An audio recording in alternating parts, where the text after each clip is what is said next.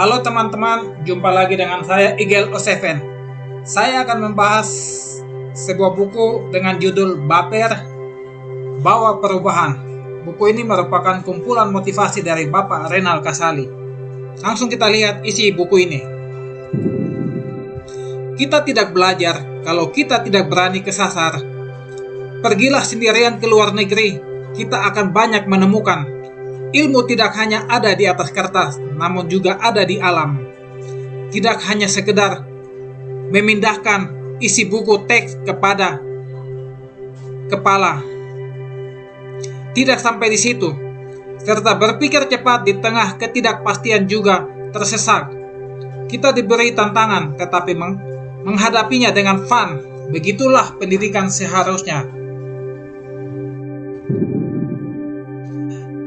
Saat tersesat, tandanya kita sedang diajak berpikir. Kalau kita berhadapan dengan kesulitan, tandanya kita sedang dibuat pintar. You must set your mindset far to the future, so you will not be left behind. Don't use old formulation to solve today's problems. Leader the small stuff right. Masa depan bukanlah warisan orang tua, melainkan upaya kaum muda. Merekalah yang buat dan tentukan akan seperti apa. Indonesia memasuki perbedaan sharing ekonomi. Pelopornya adalah kaum muda. Kolaboratif, peer-to-peer, shared consumption. Ayo maju terus anak muda, perbaharui kehidupan. Train your eyes, look up to the future. Don't value things just based on their current value. Jangan hanya melihat sesuatu berdasarkan harga saat ini. Melatih mata kamu melihat ke depan. Sekolah tidak boleh hanya berhenti pada dan, tetapi juga harus ada. Kemudian menguji, menyimpan, dan mengasahnya. Dalam menyelin, manusia mempunyai dua jenis memori, yaitu memori otak dan memori otot. Memori otak membuat Anda tahu dan mengerti. Memori otot membuat Anda tidak sekedar berwacana. Berikanlah kepercayaan, tantangan, dan dukungan kepada orang lain, kepada anak Anda, kepada mahasiswa Anda, kepada karyawan Anda. Jangan mengambil alih permasalahan mereka. Mereka akan menghindari segala jenis resiko.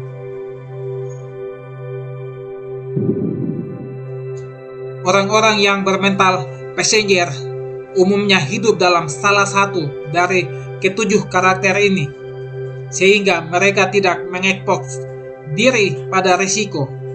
Ketujuh hal itu adalah kurang gigih, kurang tekun, suka mencari pembenaran, tidak belajar dari kesalahan, tidak disiplin, bersifat fatalistik, dan tidak pede.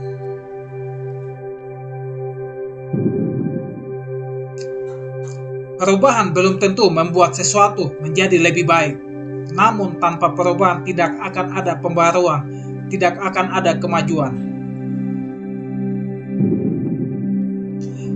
Mengawal perubahan harus pertajam mata, pendengaran, bahkan perasaan. Pemimpin yang berhasil dengan perubahannya adalah mereka yang berhasil melihat, mendengar, dan merasakan. Orang-orang yang memulai lebih dulu akan mendapatkan waktu persiapan yang lebih panjang. Sehingga ketika orang lain mengikuti langkah kita, kita sudah berada pada tahapan mahir dan lebih dikenal, lebih dipercaya. Kita ingin anak-anak kita sukses menjadi pemimpin, punya perusahaan, berkarir mantap, dan akan tetapi tindakan kita justru sebaliknya, terlalu mengontrol segala hal dari mereka. Jangan terlalu buru-buru mengambil alih masalah yang dihadapi anak. Biarkan mereka belajar, mengambil keputusan. Jika kemampuan ini tidak ada, mereka jadi sumber kehancuran bangsa kita di masa depan. Bayangkan jika mereka jadi pemimpin yang lembek dan lambat mengambil keputusan, padahal roda waktu terus berputar. Negara lain terus maju, yang ada rakyat kecil terus tertindas. Nilai atau ranking sekolah hanya sebagian kecil dari sebuah prestasi. Kecil sekali, apalagi jika belum dibuktikan dalam kehidupan. Tetapi gagal atau berhasil itu sebuah proses panjang, bukan urusan setahun 2 tahun. Hari ini kamu gagal karena kamu sedang belajar. It's okay to fail. Pada sebuah percakapan makan malam dengan anak bujang paling tua, ada 2 jenis wanita di dunia ini. 1 tipe penyedot energi, 2 tipe pemberi energi. Terserah kamu mau perjuangkan yang mana.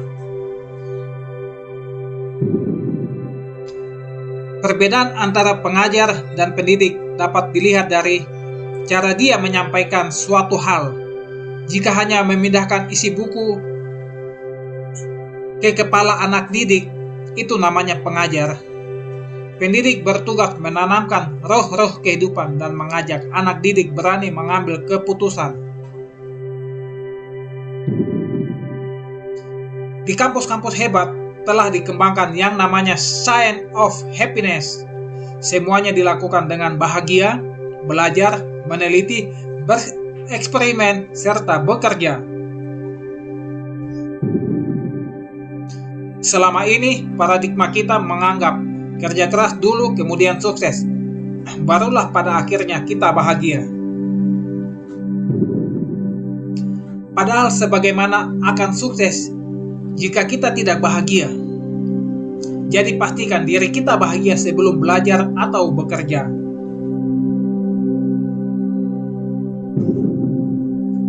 Orang-orang yang masih punya beban, yang kadang bebannya itu tak masuk akal, akan membuat mereka sulit bahagia. Begitu juga dengan sekolah dan universitas. Boleh jadi kasus bunuh diri, kesurupan, pelecehan, tawuran, dan kenakalan lainnya adalah bentuk tidak bahagianya peserta didik kita terhadap metode pengajaran dan atmosfer yang kita buat tidak enak sehingga menjadi beban. Jadi selamat berbahagia, bahagia. Kita lebih pandai menemukan kesalahan orang lain daripada harus mengapresiasinya. Ini penyakit mental bangsa kita.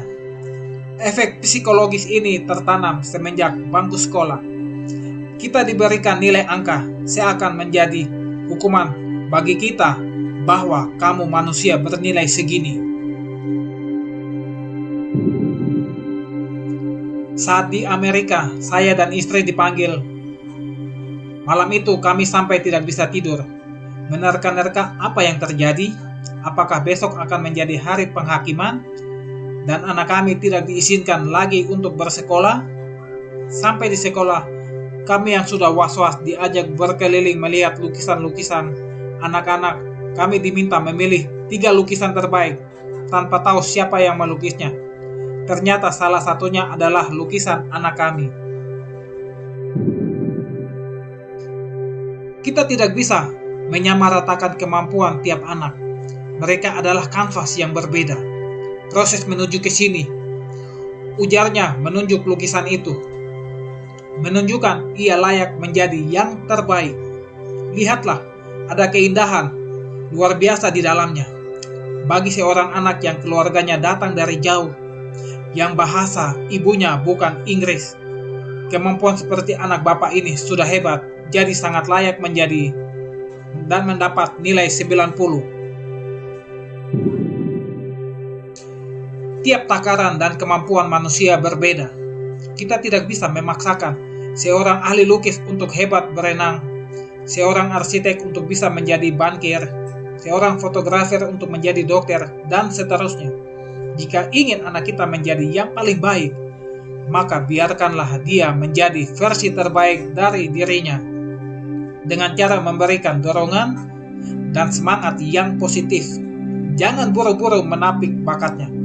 Yang bisa saja itu adalah kunci terbesar baginya untuk hidup, bahagia, dan menjadi orang yang berguna.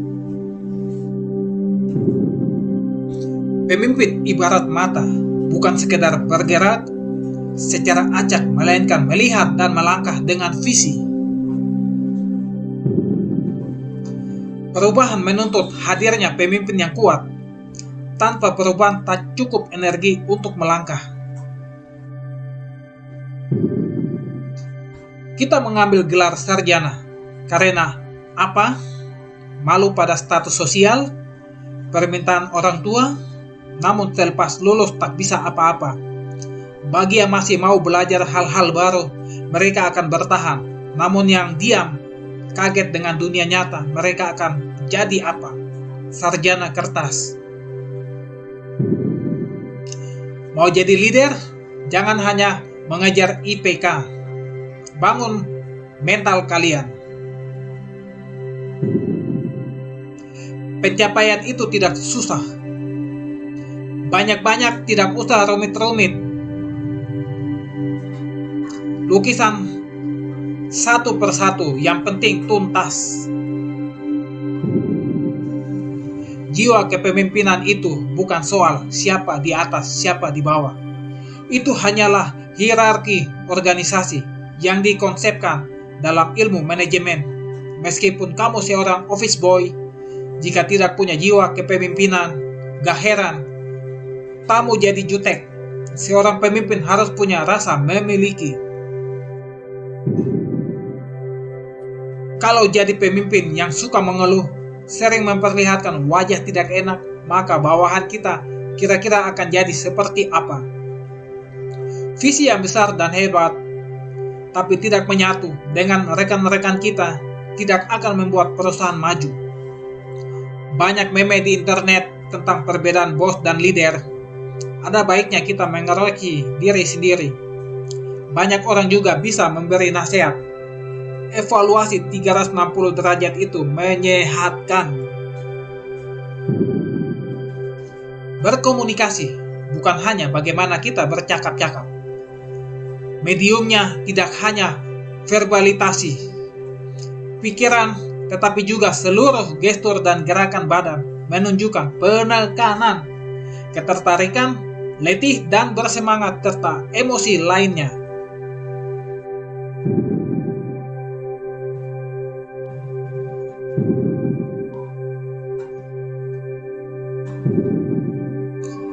Untuk membuat hidup menjadi lebih sederhana, caranya juga sederhana, yaitu dengan tidak terlalu menuntut terhadap segala kekurangan, kesempurnaan, dan yang terlalu dipaksakan akan menjadi tidak berguna bila harus mengorbankan banyak waktu.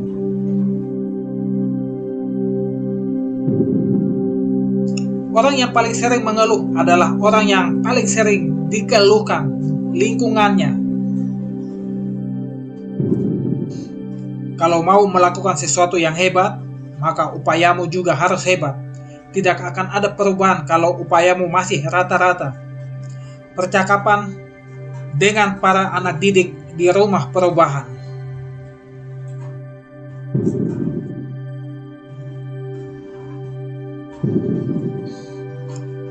Kebanyakan orang Indonesia dari kecil dibedong, kemudian besar sedikit lanjut digendong. Dari kecil kita terbiasa dilindungi secara berlebihan oleh orang tua.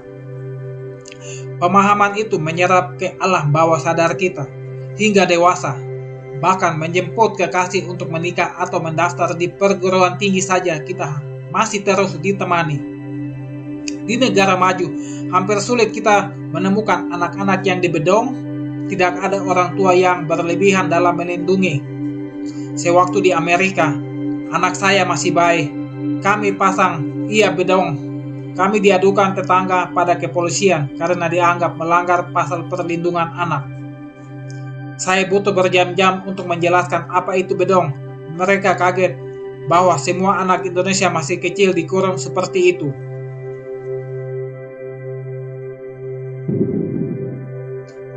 Telur jika dibanting akan pecah. Bola tenis dibanting semakin keras, kita membantingnya semakin tinggi pula membalnya. Pertanyaannya, kita mau jadi yang mana?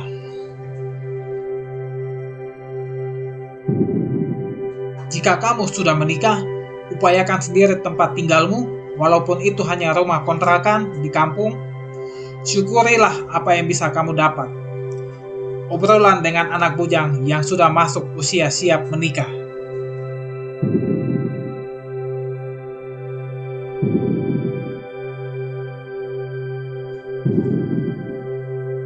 Kita bisa berkaca pada anak-anak di PAUD dan TK Kutilang. Bermain saja mereka diajarkan untuk tuntas.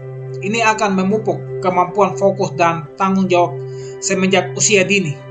Inilah permasalahan yang banyak terjangkit di pemimpin dan birokrat kita. Tidak tuntas melayani. PAUD dan TK Kutilang adalah sekolah untuk mereka yang tidak mampu. Meski begitu, sistem pendidikannya diadaptasi dari Amerika Serikat dengan metode sentra. Anak yang cerdas itu sejatinya adalah mampu membuat keputusan. Saat jatuh sekali, dia cepat bangkit kembali. Bukan yang hanya bisa mengandalkan rapot dan ijazahnya kemana-mana. Mereka yang mampu bertahan adalah mereka yang bisa mengandalkan dirinya sendiri. Bukan hanya mengandalkan ijazah, tetapi tidak adaptif terhadap perubahan. Ijazah bukan kendaraan hidup bagi kita. Itu hanya bukti bahwa kita telah bersungguh-sungguh mengajar ilmu dan sekolah masa kini. Tidak boleh ada tamatnya. Selesai dari pintu universitas bukan berarti kita selesai belajar. Kelulusan justru permulaan belajar yang sesungguhnya.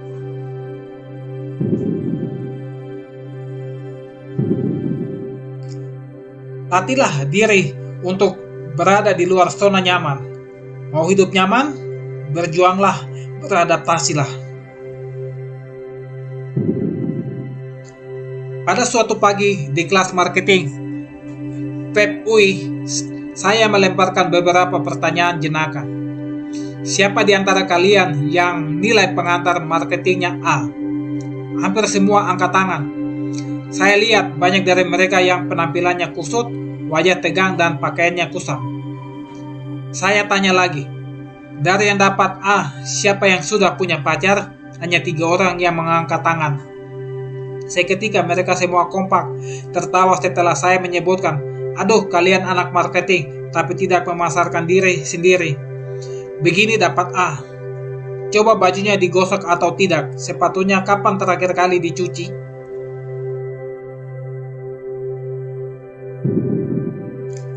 Anak-anakku, dimanapun kalian berada, mengamalkan ilmu itu pertama kali adalah ke badan kita, ke diri kita, ke lingkungan kita. Jangan hanya diendapkan di kepala. Makanya kamu gampang sakit, suka datang terlambat, enggak dapat pacar. Saat kelas itu hendak berakhir, saya minta mereka semua memberi tantangan pada diri mereka sendiri. Ada yang berjanji akan berpenampilan menarik, ada pula yang berjanji akan mendapat pacar. Saya malu nilai A, tetapi tidak bisa memasarkan diri saya sendiri, Pak. Bagaimana nanti produk jualan saya bisa laku kalau diri sendiri saja tidak laku-laku? Dia kemudian ikut tertawa bersama teman-temannya. Kalau bolos sekali saja kelasnya, ruginya rugi banget. Pak Renal, satu di antara sejuta dosen yang kayak beliau. Ketika datang ke kelas di pagi hari, beliau pasti bawa makanan buah kita. Minggu depannya, kami sudah otomatis bergantian bawa makanan di kelas itu seperti campuran antara ngobrol akrab dan seminar level internasional. Pengalaman Pak Renal, cerita beliau tentang transformasi, perubahan, strategi marketing yang beliau terlibat di dalamnya sangat menginspirasi. Benar-benar dosen anti wacana. Karyanya konkret, gue sih pengen banget jadi kayak doi. Ujar seorang mahasiswa yang malu-malu kucing untuk disebutkan namanya dalam buku ini.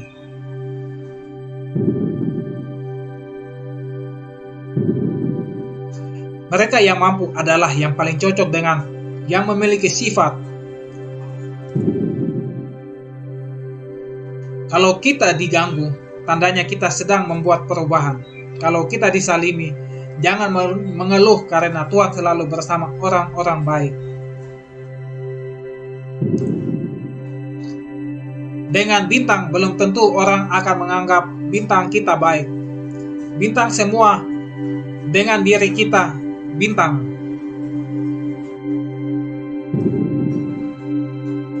Mereka diajarkan bertoleransi. Christopher, silakan berdoa, ujar teman-temannya yang muslim serempak. Setelah ia selesai berdoa, teman-temannya muslimnya juga berdoa. Christopher tidak merasa kesepian meski ia minoritas. Semua adalah sahabatnya. Siapa yang mengajar cara berdoa pada Christopher? Gurunya yang muslim. Memaksakan kepercayaan kepada seorang guru kepada anak didiknya bisa mencederai nilai keberagaman.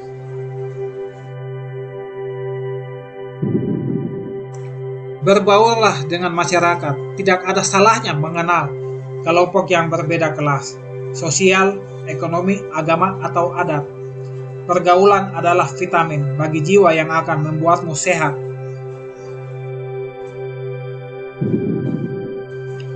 Orang yang miskin hanya memikirkan dirinya sendiri dan tidak membantu orang lain berkembang. Ia menjadi miskin karena mentalnya juga miskin. Seorang petani dengan gubuk sederhana sepulang dari menjual beras kepada tengkulak menyisihkan beberapa lembar uang untuk zakat. Sementara ada seorang manajer perusahaan kelas dunia yang meeting ke luar negeri setiap hari. Tetapi di depan rumahnya masih ada pengemis. Manakah yang layak disebut orang miskin?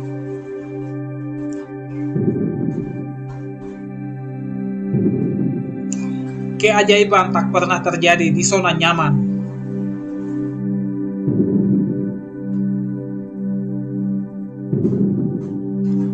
Uang itu semu.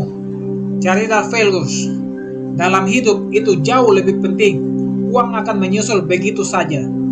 Orang kaya adalah mereka yang memakai banyak values dalam hidupnya, bukan yang paling banyak uangnya.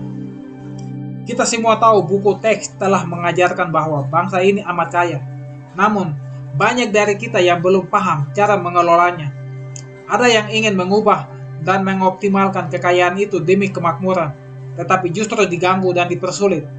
Sebagai bangsa kita harus kompak, leburkan kepentingan-kepentingan kecil pada satu visi yang besar, Indonesia Raya.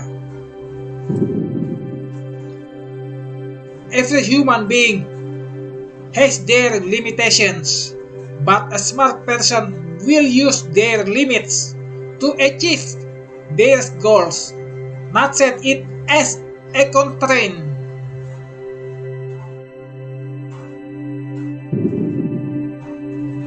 Keluar dari zona nyaman berarti masuk ke zona belajar. Di sini kita belajar hal baru untuk kembali berkembang. Dari zona belajar manusia bisa memilih untuk menjadi passenger atau menjadi driver. Be a driver, don't be a passenger.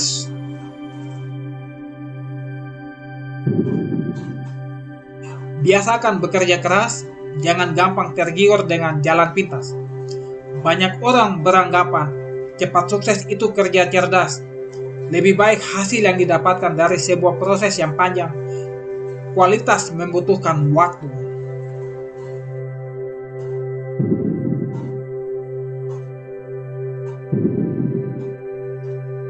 Seorang pemenang bukanlah orang yang tak mau menerima kekalahan, melainkan orang yang tidak pernah berhenti berjuang.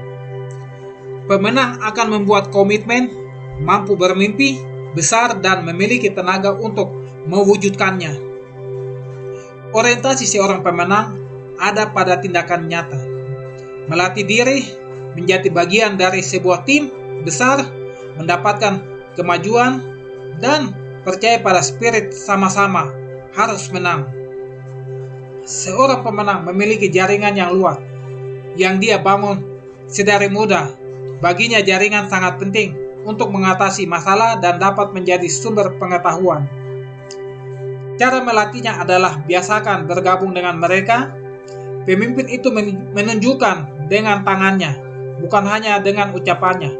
Berbaurlah dan jadilah bagian dari mereka, seperti kata pepatah, duduk sama rendah, berdiri sama tinggi.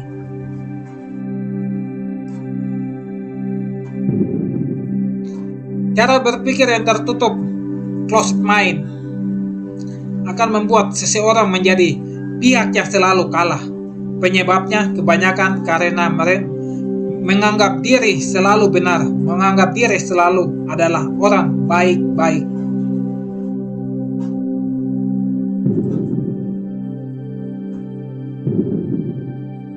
Namun, satu yang mesti disadari, kekalahan bukanlah akhir dari hidup, melainkan perjalanan yang membuat diri lebih siap dalam menghadapi kejatuhan.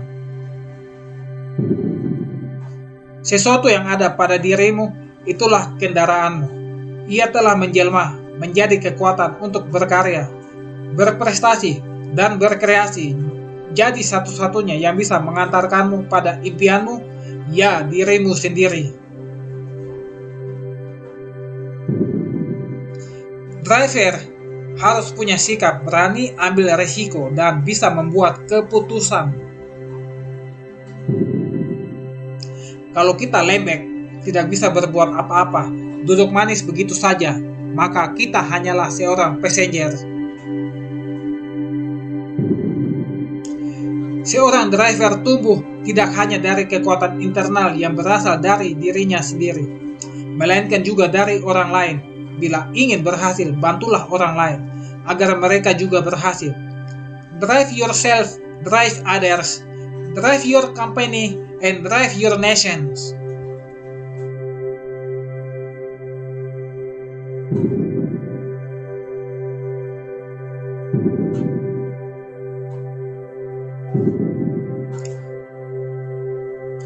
Profesi-profesi yang dianggap tidak penting pada era orang tua kita bisa saja berubah menjadi sangat penting di era berikutnya. Yang perlu kita lakukan hanyalah memahami dari kacamata anak-anak kita. Saat melakukan perubahan, saat benih perubahan itu mulai, orang-orang terdekat mulai mengangguk. Satu persatu orang pada akhirnya, Anda harus mengawal perubahan itu sehingga akan terjadi sebuah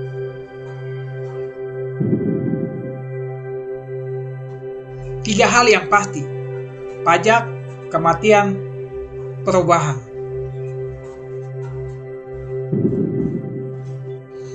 Jika masih pakai cara-cara lama untuk memecahkan masalah-masalah yang muncul hari ini, percayalah takkan keluar solusi, takkan ada kemajuan.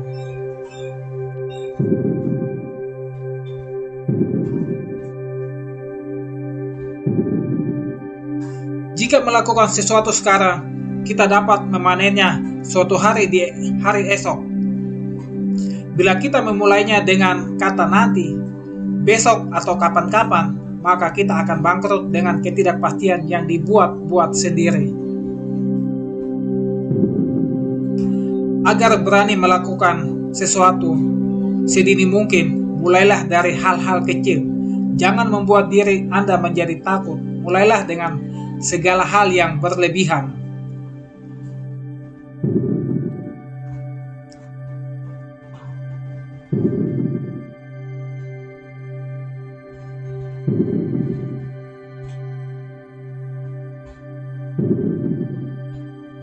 Kami membongkar kamera Hasselblad milik Adam yang sekarang ini mulai hidup kembali di kalangan kaum muda tertentu dan mempelajari bagaimana disruption bekerja. Dari situ kami menganalisis vintage, airband, Google Wallet, Social Wire, dan lain-lain yang mulai memasuki fase penuntutan seperti Uber. Orang-orang yang banyak akal bukanlah karena mereka genius, melainkan karena selalu mencoba hal-hal baru dan berani keluar dari selimut rasa nyaman.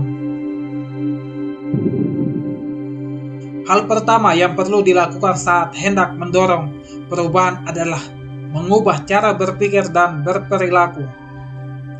Kita tidak akan bisa mengubah lingkungan kita jika pola pikir dan perilaku tidak diubah. Perubahan memerlukan kita semua bersatu, bergerak, dan menyelesaikan. Coba Anda bayangkan musik yang hanya ada pemain bass. Kemudian bayangkan pula jika dilengkapi violin, bass, piano, drum, dan flute. Dan sebagaimana yang lebih indah.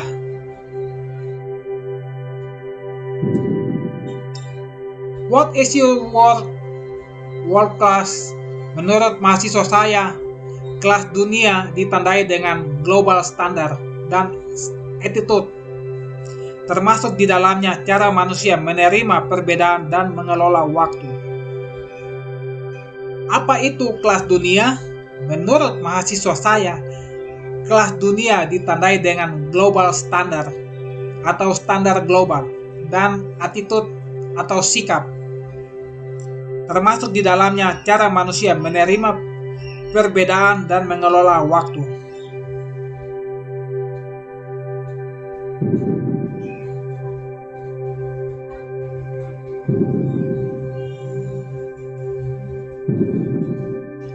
Sebagian besar dari kita mempelajari dari tokoh-tokoh lama yang mementingkan eksploitasi keunggulan dan keunikan diri.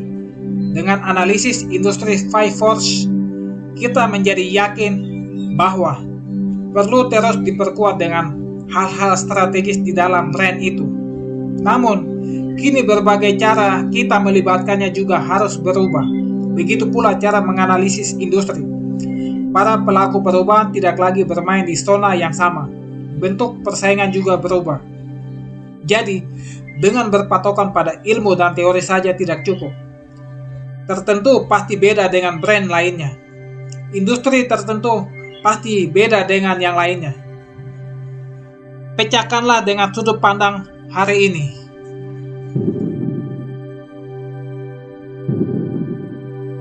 Berkomunikasi atau presentasi yang baik ada dampaknya, membuat mendengarkan mengikuti cara emosional. Berdampak siapa penonton kita. Latih dirimu menjadi presenter yang dipercaya dari segi ilmu maupun kredibilitas. Bukan sekedar jadi pembual yang hanya pintar bicara. Latih membaca pikiran penonton, pelajari moodnya dan apa kebutuhannya. Jangan gurui mereka. Gunakan bahasa persuasif. Jangan berbicara kasar, jangan reaktif. Biarkan kalimatmu mengalir indah, penuh warna. Mainkan intonasi suara yang melantuk enak, berisi suasana yang sehat dengan jokes ringan dan surprising, tetapi jangan keseringan. Masih banyak teknik lain. Dan satu hal lagi yang terpenting adalah bahasa tubuh. Ini adalah bahasa paling hebat.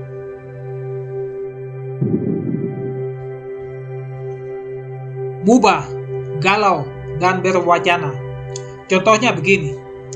Ada dahan patah menghalangi jalan, lalu lintas macet. Apa yang dilakukan generasi wacana? Dengan gadgetnya, mereka memotret dahan itu, lalu memotret kemacetan yang terjadi. Kemudian mengunggahnya ke media sosial. Tentu disertai dengan komentar. Isinya kritik. Di mana dinas pertanaman kita dan ada dahan tumbang, kok didiamkan? Lalu ketika hasil unggahannya dikomentari banyak orang, mereka senang, bukan main karena telah berhasil menelanjangi sesuatu kejadian. Begitulah potret generasi wacana. Padahal kalau mau membantu, mereka bisa menyingkirkan dahan tersebut dari jalan, bukan hanya berwacana. Seseorang tidak akan pernah menjadi sampah kecuali dia sendiri membiarkan dirinya diperlakukan atau menempatkan dirinya sebagai sampah.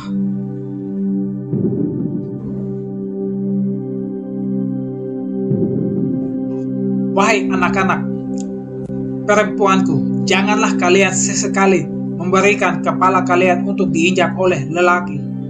Kalau kalian lemah, wajar saja laki-laki semena-mena. Cinta itu soal keseimbangan. Satu-satunya penjara bagi manusia adalah rasa takut. Satu-satunya kebebasan hakiki adalah bebas dari rasa takut itu. Kalau pengetahuan itu penting, mengapa mereka yang tak sekolah tinggi bisa mengalahkan karir yang kesehariannya menggeluti keilmuan? Itulah mental. Ia membentuk masa depanmu. Sekukuh fondasi, menara tinggi, menghujam dalam ke perut bumi. Saat jalan ke Medan, saya melihat sebuah tulisan. Orang pandai banyak jalan, orang malas banyak alasan. Saya pikir iya juga ya. Jika kita mengutuk sesuatu yang buruk, kenapa tidak mulai dari kita sendiri solusinya? Saya paling sering menggunakan kata-kata Jim Rohn untuk anak-anak didik dan para mentenya. If you want to, you will find a way. If you don't want to, you'll find only excuse. Tanpa permainan kata-kata pun, kita bisa lihat orang yang betul-betul mau berjuang untuk hidupnya. Pastilah mereka yang banyak akal dan selalu mencari-cari cara baru. Sebagai guru besar UI, saya menjalankan peran sebagai pembimbing dan promotor untuk mereka yang akan menempuh gelar doktor. Saya selalu mengajar para co-promotor agar membimbing secara positif. Ini jauh lebih kondusif dari situasi sebelum tahun 90-an yang intimidatif dan tidak produktif. Dulu para penguji dan pembimbing hanya bertengkar dan memberi petunjuk yang saling bertentangan. Banyak orang yang merasa dirinya kritis dan cerdas kalau bisa membuat mahasiswa menjadi bingung dan gagal. Sudah saatnya berubah. Jadilah pendidik yang benar-benar bertanggung jawab akan masa depan kemanusiaan. Saat ini, disruption juga telah terjadi di ranah pendidikan. Sudah banyak situs belajar online yang dipilih orang untuk menambah ilmu, praktis dan diakui di berbagai tempat. Para pemberi kerja juga mulai melirik yang tak terlalu memamerkan gelar. Maksudnya, lebih memilih mereka yang mengedepankan skill daripada gelar semata. Sekarang sudah banyak juga yang merasa tak perlu menaruh gelar di kartu nama. Indonesia, sarjana-sarjana profesional, lulusan SMA, tenaga kerja terampil.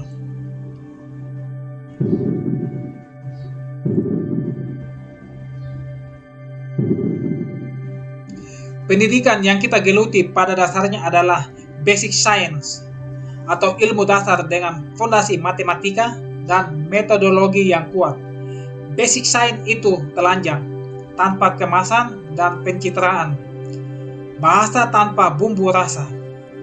Kita uji kebenaran, feasibility, kemudian reliability. Sedangkan bisnis, manajemen, pariwisata, farmasi, komunikasi dan akunting, HI, arsitektur, seni rupa, tulis-menulis, desain dan sebagainya menurut saya adalah menjadi masalah ketika applied science di Indonesia berkembang dalam Roma basic science. Apa akibatnya? Akibatnya, ya, lulusan kita banyak yang tidak siap pakai, tidak applied, ribet, kaku, menjadi paper entrepreneur dan real entrepreneur. Masalahnya untuk menjelajahi basic science diperlukan sosok-sosok jenius yang berbeda dengan sosok pada applied science. Basic science itu menguji kebenaran, memecahkan rahasia alam, Output puncaknya adalah paper, publikasi ilmiah. Applied science itu mencari solusi. Dan dengan menggabungkan hasil-hasil temuan, outputnya, puncaknya adalah hak cipta. Aplikasi-aplikasi. Applied science itu kaya warna. Bahasa boleh memasukkan emosi dan seni. Sangat dinamis dan terbuka.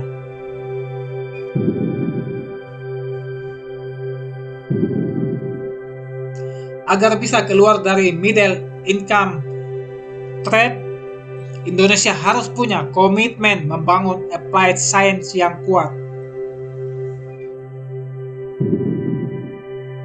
Kata teman saya, pemimpin redaksi harian Singgalang, Khairul Jasmi, usia sebuah kehebohan, tak lebih lama dari usia Pileg. Kita kerap dialihkan dari satu isu ke isu yang lain. Ada dua syarat agar bangsa ini bisa menjadi besar. Kita harus bersatu dan bersedia melewati masa-masa sulit bersama. Justru jangan saling tikam dan lempar tanggung jawab.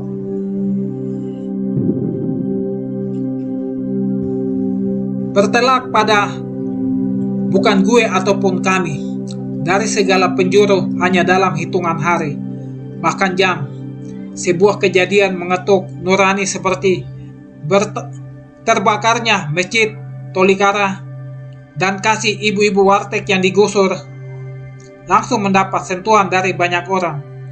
Kita beramai-ramai menolong dan memperlihatkan kita yang sesungguhnya. Itulah ekonomi kita bisa.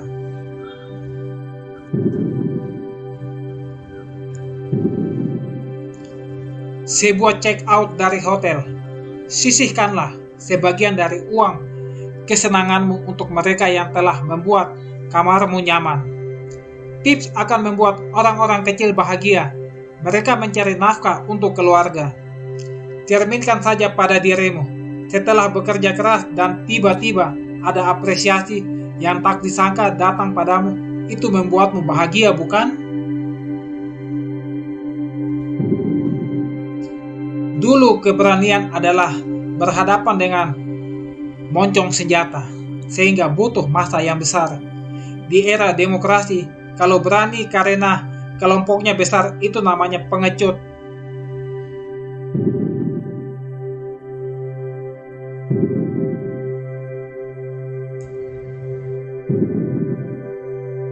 Jangan terus menyalahkan krisis ekonomi dunia yang dampak pada bangsa kita. Satu dunia itu saling terkait satu sama lainnya. Dolar AS dan krisis itu tidak terlalu penting. Yang lebih penting adalah cara kita memberikan respon terhadap usaha yang kita jalani saat krisis terjadi. Sekarang kalau kita berbuat sesuatu, kita bisa jual kemanapun di dunia ini. Mengeluh bukanlah solusi. Kita harus siapkan masa depan anak-anak kita dalam dunia yang benar-benar baru ini.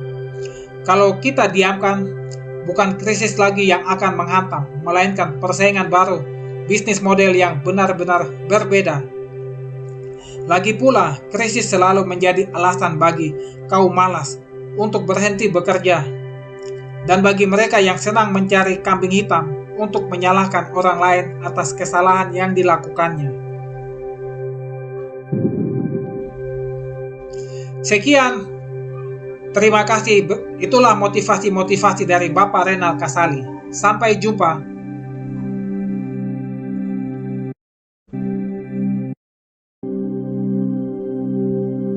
Krisis sesungguhnya memberikan banyak peluang dan kesempatan bagi yang berpikir. Krisis identik dengan korban, konflik, kerugian, dan kerusakan-kerusakan. Semuanya terlihat sangat mengerikan. Banyak orang membenci krisis. Namun kalau tak ada krisis, manusia cenderung tidak banyak melakukan perubahan. Berkaca dari pengalaman bangsa kita, setiap terjadi krisis selalu saja kita menjadi kreatif. Ini dapat dilihat dari gerakan orang-orang yang optimis. Memang manusia cenderung baru berpikir luar biasa jika berada dalam situasi yang terdesak.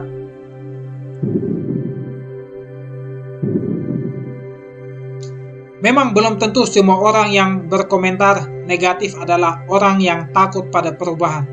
Namun harus diakui, pada hampir semua karya perubahan selalu saja ditemukan siapa loser dan siapa pecundangnya. Dan loser yang dimaksudkan adalah mereka yang terlalu menikmati keadaan hari ini. Mereka menjadi sangat terlibat karena khawatir kehilangan sesuatu, tergantikan oleh yang lebih baik, menjadi malu, atau hanya karena rivalitas semata. Resistensi seorang loser juga bisa lahir dari ketakutannya. Ia takut kehilangan kenikmatan yang selama ini ia dapatkan. Ia tak mau kenikmatan itu direnggut darinya. Padahal kalau ia mampu beradaptasi, kehilangannya itu hanyalah sementara. Ia bisa mendapatkan yang lebih baik lagi jika mau berubah dan mau diubah. Sudden shift. Sudah begitu perpindahannya, mengejutkan karena seakan tiba-tiba sudden, cepat sekali slip dan membuat kita terkaget-kaget. Surprised. Mengapa? Karena kita mengabaikan. Kita menyangkal. Kita gemar berolok-olok, berpolitik, bersiasat, berpura-pura, menyelamatkan padahal menyesatkan. Kadang mengatasnamakan rakyat pula. Menghiburnya, berpura-pura seakan-akan masalahnya ada di tempat lain. Lebih baik tidak bertarung di genderang perang yang ditabuh orang lain. Biarkan saja pembenci sibuk dengan diri mereka. Nanti juga capek sendiri kalau tidak digubris. Ada dua jenis mindset manusia. Satu, fixed mindset. Mereka yang tidak mau belajar hal-hal baru yang akan tertinggal oleh zaman karena apa yang ada di dalam mindset mereka sudah baku. Dua, grow mindset. Mereka yang terus belajar tidak pernah merasa tamat dan lulus.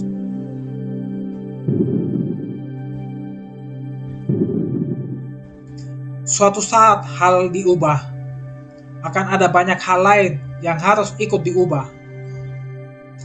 Banyak kebiasaan lama yang harus dihilangkan. Perubahan jarang sekali selalu mulus, namun tanpa perubahan tidak akan ada perbaikan.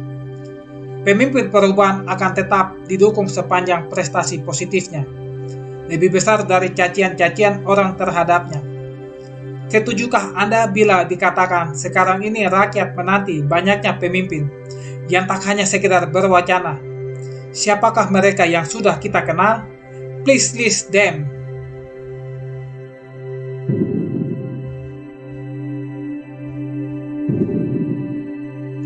Bekerja secara tim adalah cara kita saling melengkapi masing-masing.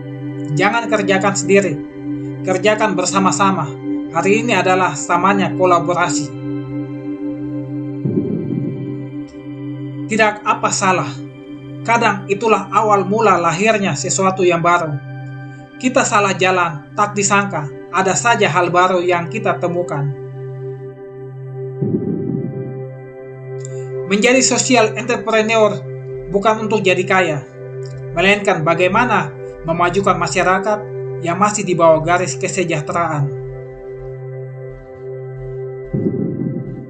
Seorang social entrepreneur melihat masalah sekitar sebagai peluang untuk bisnis baru yang bermanfaat bagi pemberdayaan masyarakat.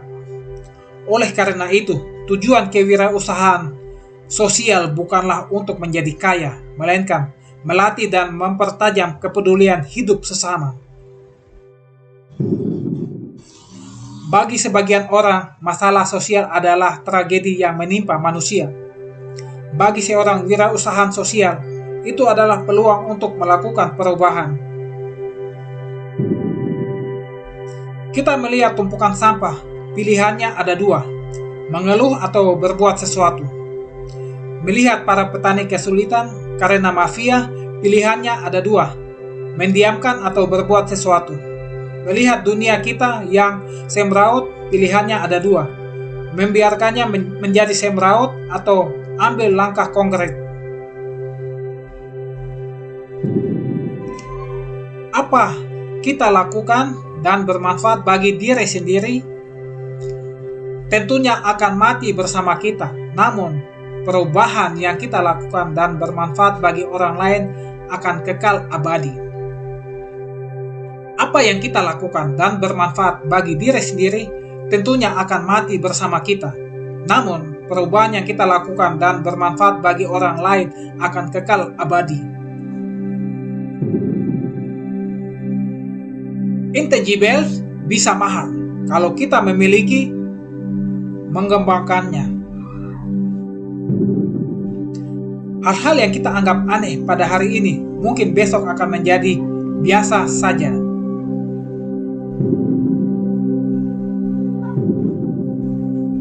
Jika perubahan yang sedang Anda gerakan ingin menghasilkan karya nyata, maka batin-batin yang terluka harus diterapi. Berikan harapan yang dibuktikan dalam kemenangan jangka pendek terlebih dahulu. Arti berpikir yang sebenarnya adalah mencari jalan dengan cara-cara dan sudut pandang baru. Harus berani bertanya agar mengaktifkan sel-sel otak kita, termasuk menemui orang-orang baru agar menambah perspektif. Kira-kira apa ya penyebab kesombongan? Dulu di sebuah kota kecil di utara ada istilah, biar miskin asal sombong. Oke, sombong itu masalah bagi yang disombongi, atau bagi yang sombong sendiri. Ini jawaban seseorang kerdil. Kekerdilan hatilah yang membuat seseorang menjadi sombong. Ketika seseorang membuat perbandingan terhadap orang lain, ia menjadi sombong karena ia merasa lebih daripada orang lain.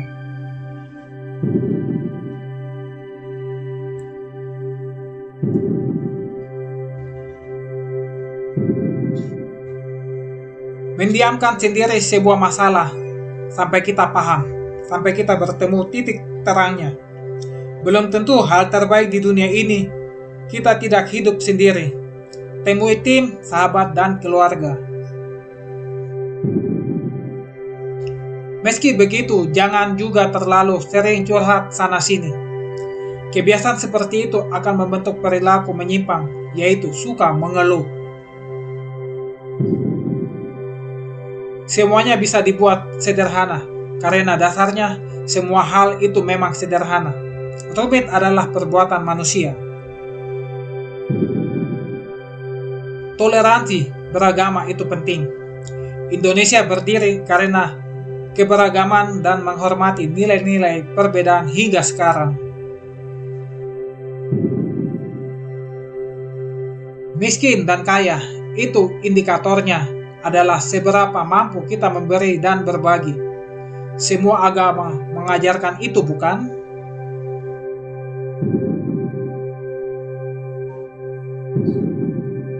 Impian boleh besar asal dibangun dari fondasi-fondasi kecil. Perubahan selalu bermula dari satu orang, namun takkan ada perubahan tanpa dukungan. Anda bisa menemukan alat tercanggih sendirian, namun takkan berguna jika tidak ada orang yang ingin memakainya. Jangan hanya pikirkan cara anak menjadi juara kelas. Pikirkan dan bangun ketangguhan mereka untuk bisa bertahan dan juara di luar kelas.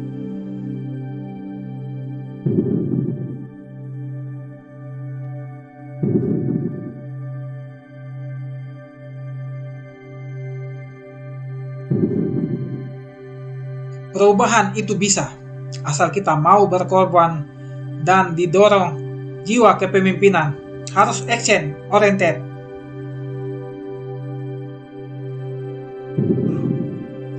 Berubah artinya beradaptasi, menyesuaikan diri, dan menjadi lebih berdaya untuk mempertahankan dan meneruskan kehidupan.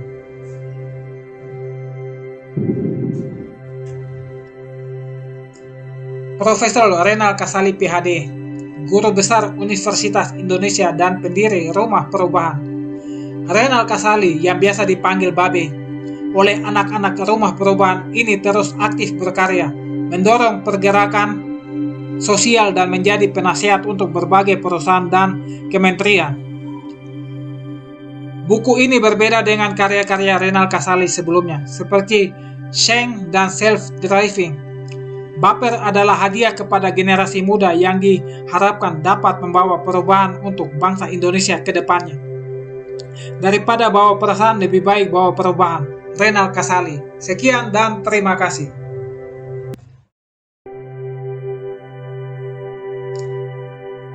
Keajaiban takkan pernah terjadi di zona nyaman. Sekian 135 kutipan dan catatan inspiratif untuk memberimu kekuatan membawa perubahan. Salam sukses.